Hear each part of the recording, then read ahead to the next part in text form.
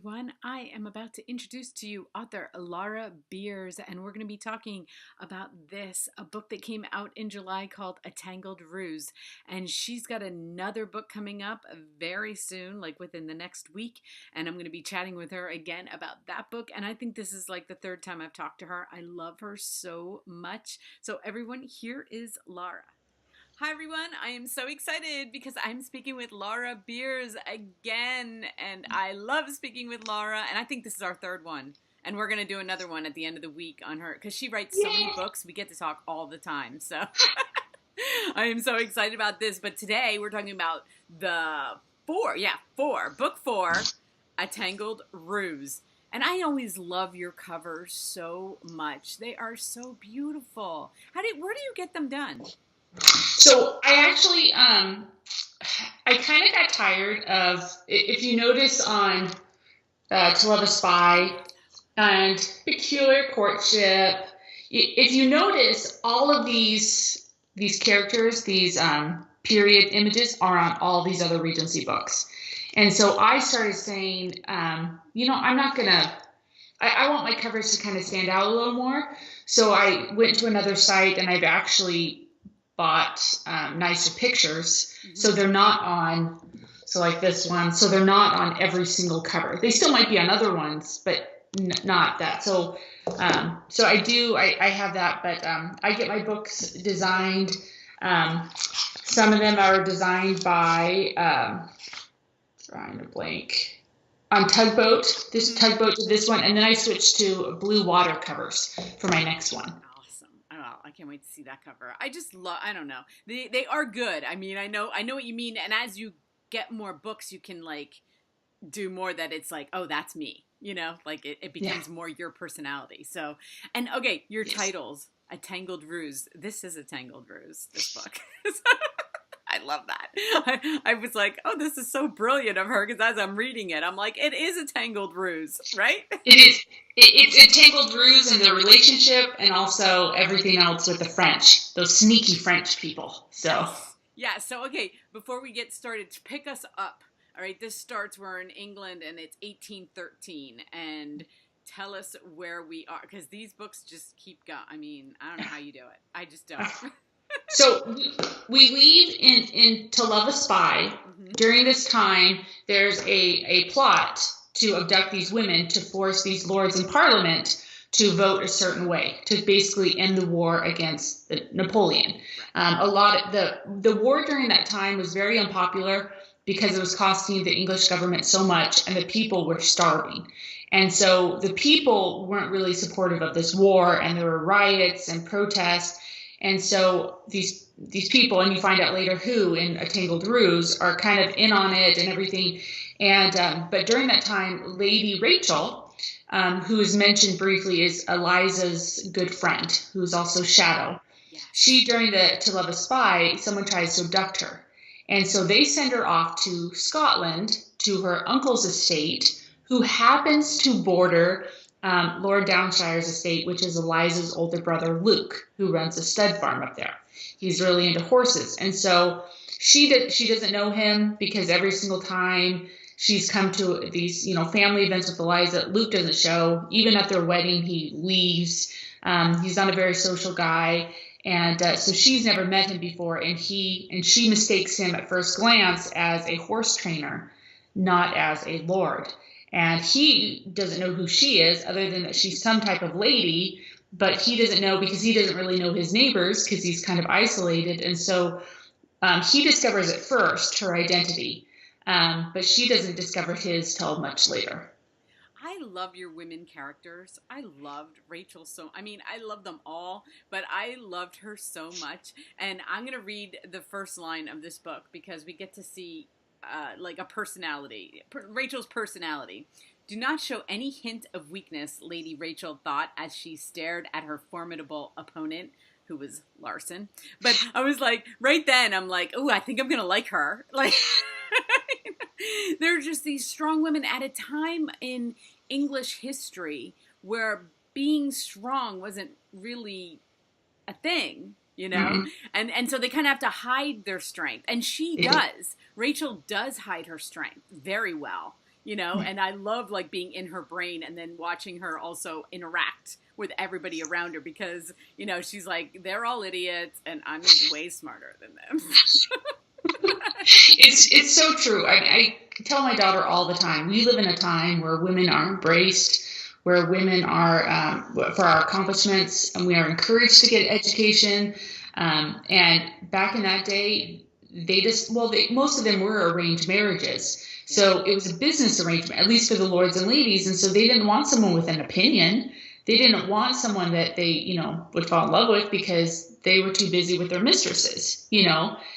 So it was a very hypocritical time, but being aromantic, I believe in happily ever afters, and I believe that people fell in love back then and that people were happy. And so that's what and I also, these men that they go up against, they don't want a weak woman. They want also a strong woman. Yes, yes. And I'm half English, so I love English history, like love it. I mean, I can't. Yes, I love it too. It's fantastic. And reading like books like yours, and then watching in real time what Meghan Markle is now going through. Well, Duchess Meghan now. Yes. Like, it's so interesting because as far as the English history has come, like there are still things that she has to like hold back on, and I don't know, it's amazing to me, and I love her, and I do love everything English. I love their traditions and everything, but seeing it, I mean, don't you think like that there's still like a lot of traditions she has to like keep up with, Yeah. See, I think Americans were like in this next book that I'm actually writing, The Baron's Daughter. In it, there's political unrest with anti-monarchs, and they're trying to, it already happened with the Reign of Terror in France, and American, had already separated. And I have to be very careful because they're very pro-monarch. Obviously in 1814, they still are pro-monarch, obviously. And so I think as Americans, we don't bow to anyone. I mean, we're very equal.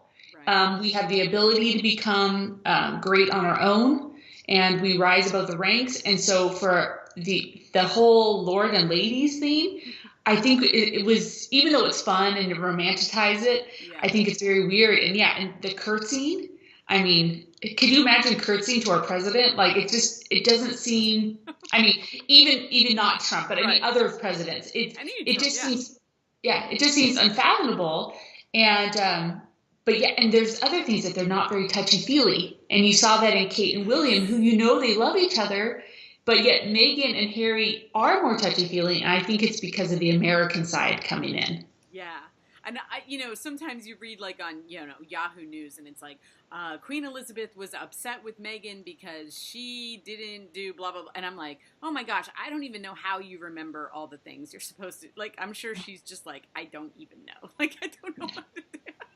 Well, the pantyhose. I mean, I think about it's a tradition that my grandparents wear pantyhose, or my grandmas, but not grandparents, that would be weird. My grandmas would wear them, but we don't really wear them other than like cute decorative ones. It's the nude pantyhose is kind of out. It's just a different. Yes. But they have really good castles. Nail polish. She can't wear she has to wear like one color nail polish. I don't know. There's just, like I said, there's so many. And then they always like, oh, Meghan screwed up again. Oh, can you imagine your characters would be like, Rachel definitely screwed up. Okay. It's, there have been some where I've been criticized because we obviously have Jane Austen, who lived during that time period. Yes. And so a lot of people have taken her work for Regency as like, that is the way it was. That's fact. Everything else is wrong. And in mine, I have some swearing, not like, bad, but there's some swearing, and death. And someone once wrote that after reading the Tangled Ruse, they had to put it down and go smell the flowers and kind of move on, because at the end, there's a kind of a scene where some people die because it's kind of like a battle scene. Right. And when I first wrote it, like none of the characters, I can't say too much, but like none of the characters were really beat up, right. Because they're the main characters. And my mom's like, you're telling me that they fought all these people and they did not get bruised up? And I thought that's a really good point. But to other people, they don't want to see that. They don't want to see the bruise effect. They just want that. And I'm like, sometimes people have to die in these books. And so sometimes I get criticized. So I can imagine if they're criticizing me, a small-time author, what kind of criticism Meghan Markle's getting on a full scale. Yeah. But she looks beautiful. I mean, she looks amazing up there, and they look so happy. Like, her and Harry just look happy, and that makes me happy. I know, it makes everybody happy to see that. But, you know, I did see, this one has gotten so many reviews on Amazon, which you must be so happy about. But, I mean, everybody is loving these series. And we all do love, like, yeah, there's some things that are going to have to happen in life, but really you are a happy ending person, and I love that, you know? So. It has to have happy ending, which drives my sister crazy, because she's just like, not everything is tied up in a neat bow, and I said, everyone gets a happily ever after in my books. That's and right. Sometimes I cry when I write my books, and she thinks that's weird, and I think she's dead inside, so we kind of have a mix. I actually did cry at the end when, you know, things happened that, you know, were awesome for Rachel that I don't want to talk about, but I had tears in my eyes, and I was like, yay, Rachel. Like, I just, you know, I read so many books that are thrillers and things, and, you know, at least I know when I'm reading your book, I know I'm going to be happy. Okay. And I know that I'm going to cry happy tears. So it's a good thing. That's good. Now remember that for my next book, because it deals with Martha. And I'm not sure if you remember Martha, but I do. She was a victim of sex trafficking, well, you know, for a few years. And so we had to deal with that. But yes. She gets a very happy ending. Very happy ending. I do remember her. And I did, because right before we talked, I went to read what the next one's about. And I was like, that's right. It's Martha's book. So you see how invested we get. I think that's why we love series, because we can get so involved. Sometimes, not saying standalones are bad, but, you know, standalone is you read it, you're done. Like with your books, it's like you keep going, and there are different, it isn't just the same character, it's different characters, and it's different. And I'd imagine that's so much fun to write for you too, to like keep taking that story, you know. And originally this series was only supposed to be 4. It was supposed to end at a Tangled Ruse. But so many people, well, first of all, during the English history, there's so much going on. I mean, there's just so many story arcs that you can go on. But it made me, I get invested in the characters as well. And I do get, people really like how I bring the characters back. And in every book, these characters make an appearance. And especially Liza, who's Shadow, she comes back. And then Adrian plays a big part. Even though on this one, he's on his honeymoon. Yes. He still comes, because he's still a spy. And then they make their appearance like in the next book. And because I almost think they're real people, so hopefully I won't get, they're not real people. I do know that. Yeah, when you brought in Eliza, I was like, oh, there's a lot, like, I don't know. It makes me all happy, you know? Yeah. I love her. And everyone asks, who do you think you're the most like? And, I mean, I would love to think I'm like Eliza, who's like, you know, who's awesome, who kicks butt and does everything. But I don't think I'm that daring. I would probably say I'm more like Rachel. Yeah. Hopefully, it would be nice with the money. I wish I was an heiress as well. Yeah, and being Rachel wouldn't be a bad thing, for sure. I know, I was thinking the same thing. As much as I love Eliza, I think I'm more Rachel than Eliza, because I'm not, I don't even like roller coasters anymore, so I don't think I'm going to be. You know, after you have so many kids, roller coasters are not fun anymore. They're just not. So hold that up one more time, because we are going to be talking at the end of the week about the final one. Well, is it going to be the final one? The 5th one? Actually, I'm super excited, because I'm writing the next one, which is called The Baron's Daughter right now. Oh, that's and you'll, right. So that'll be, yes. Yeah, and you will meet the 2 characters, and I can kind of go into more detail, but you'll meet the characters in the next book, in A Deceptive Bargain, which I don't have with me. My copy should be coming. Okay. Well, we'll talk at the end of the week, and I can't wait to get this one out, because this has been out since July, but I see how well it's doing. You must be thrilled. They're just picking up speed, Laura. I'm so happy to see this happening to you. I get so excited. And didn't you just did I see on Facebook, like, where you just got an award? Yes. So I got, so these 2... Yes. Both got nominated for a Whitney Award. So those are the LDS awards. And, I mean, some of the authors on there are fantastic. Like they're like my idols. So just to be nominated is an honor.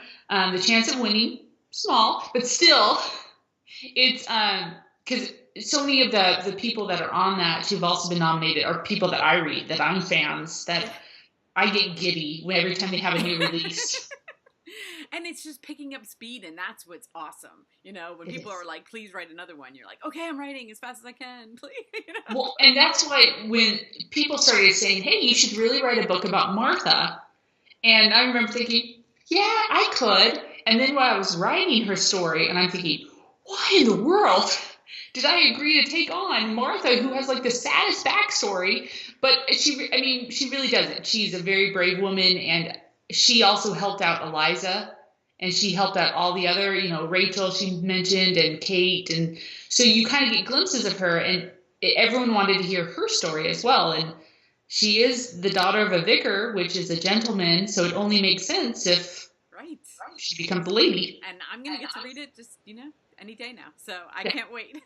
So until the end of the week, thank you so, so much. I will have all of Laura's links listed below, along with the Amazon link to this book, so you can go and buy it now. So we will talk really soon, okay? Thank you so much. Thank you. Bye-bye. And for watching. I love her so, so much, and her writing is amazing. You will love these books. Go get them if you just want to read a really lighthearted, fun about England and history, and they are amazing, and she is getting such recognition for them. I am so, so happy for her. All of her links will be listed below, and you know what? I'm sure she's going to be giving away copies. I don't know. I have to talk to her about it because I'll be talking to her later this week. So have a great day, everyone.